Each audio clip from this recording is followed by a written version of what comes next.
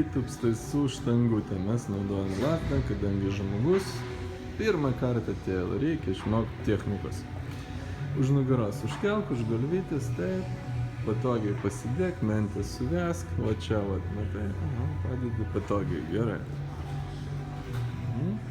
Kojas šiek tiek amortizuoja, šis šiek tiek siauriau pėdas, siauriau pėdas, siauriau, dar, smakras į viršų ir darai žingsnį į priekį, įtūpstą, nedarysim.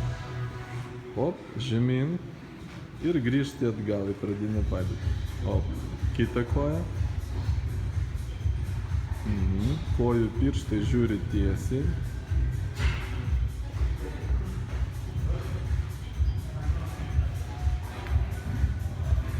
Gerai.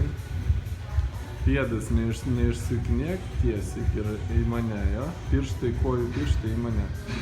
Smakrą į viršų.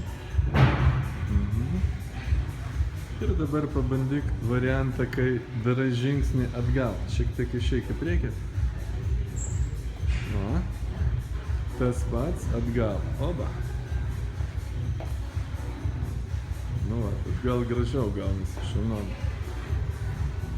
Kai darai įtūpstą atgal, dirba daugiau keturgalvis ir galinė koja dirba. Ne?